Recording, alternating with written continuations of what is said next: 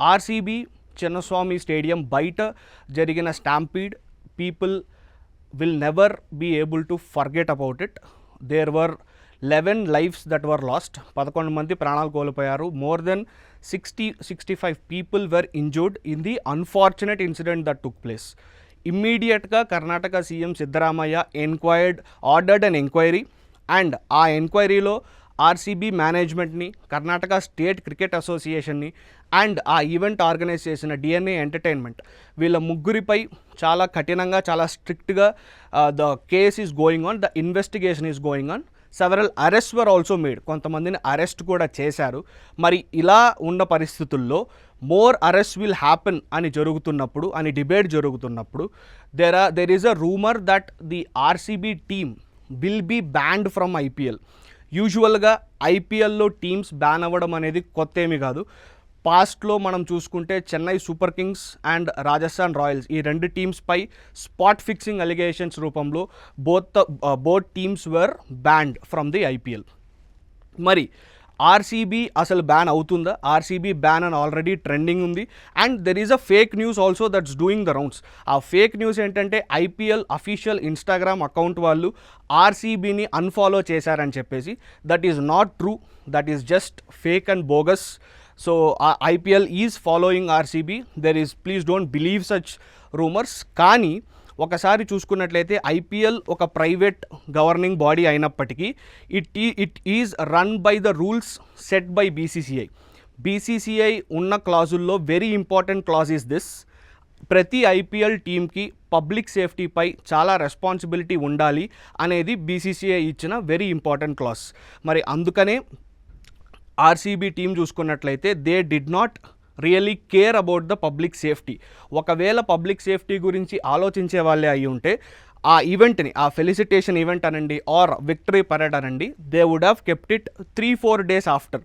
అంటే ట్యూస్డే జరిగింది, ఇమ్మీడియట్గా వెన్స్డే పెట్టాల్సిన అవసరం లేదు. ఒక 3-4 days ఆగి maybe on a weekend or maybe next week పెట్టచ్చు అని ఇప్పుడు మాట్లాడుకుంటున్నారు ఎక్స్పర్ట్స్ కానీ our fans have been debating about this. మరి ఇలాంటి సమయంలో BCCI will they take the tough call? Tough call means RCB is one of the most popular teams in the IPL. అందులో there is not even an ounce of doubt. అంటే CSK, MI తర్వాత ఆర్సీబీనే popular team. వాళ్ళు చేసిన ఈ ఇన్సిడెంట్కి అంటే they have to take the responsibility. Why? Because RCB మేనేజ్మెంటే కర్ణాటక గవర్నమెంట్ని ప్రెషర్ చేసింది అనే వార్తలు చాలా బలంగా వినిపిస్తున్నాయి. ఈవెన్ దో పోలీస్ ఆర్డర్ ఇచ్చిన మేము క్రౌడ్ హ్యాండిల్ చేయలేము, దగ్గర 2.5 to 3 lakh పీపుల్ వచ్చారు అని మాట్లాడుకుంటున్నారు.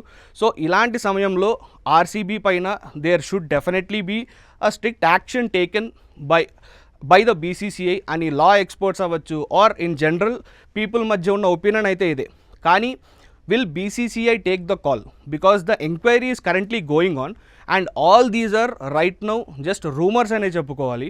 ఎందుకంటే స్టాంపీడ్ అనేది చాలా అన్ఫార్చునేట్ ఇన్సిడెంట్. దానికి రెస్పాన్సిబిలిటీ ఖచ్చితంగా ఆర్సీబీ తీసుకోవాలని ఇప్పటికే చాలామంది మాట్లాడుతున్నారు and they are right in a way. కానీ ఎంక్వైరీ పూర్తి అవ్వకముందే ఇలా మాట్లాడడం, ఇలా డిక్లేర్ చేయడం అంటే ఐపీఎల్ విల్ బ్యాన్ ఆర్సీబీ అని ఆర్ ఆర్సీబీని ఐపీఎల్ అన్ఫాలో చేసిందని or Virat Kohli should take responsibility అని, all these things are at the moment are just rumors మాత్రమే. ఇంకొక 1-2 weeksలో there might be more clarity.